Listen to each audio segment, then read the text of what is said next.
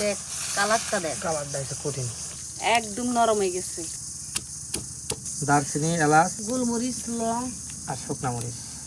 আর এই যে মশলা দিয়ে দিলাম। এই যে মশলা হয়ে গেছে, সুন্দর লাগছে তোমার। লবণ দিয়ে দিলাম। আচারের কালারটা যদি সুন্দর করতে চান তাহলে এই যে হলদের গুঁড়া একটু দিয়ে দিবেন, আর এই মরিচের গুঁড়া একটু দিয়ে দিবেন।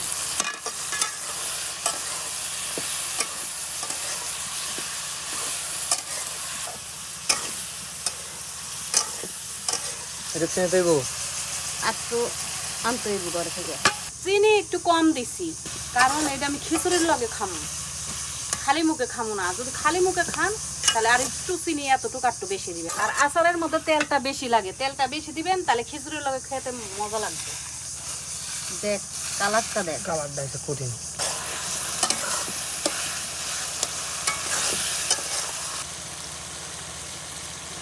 এটা হলো অনেক ধরনের মশলা।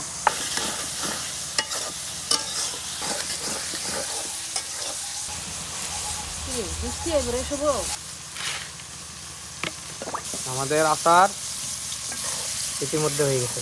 আচারটা ভালো করে সিদ্ধ হইলে কিন্তু আচার সুন্দর হয়, খালি মশলায় আচার সুন্দর হয় না, ঠিক আছে?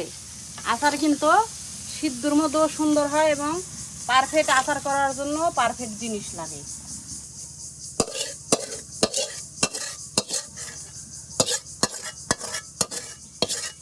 আচার বানাইলাম, বড়ইয়ের আচার। এখন সচরাচর বড়ই বাজারে পাওয়া যাইতাছে, আয়না হুকায়ে সিদ্ধ করে এইভাবে আচার বানাইবেন। আল্লাহ হাফেজ।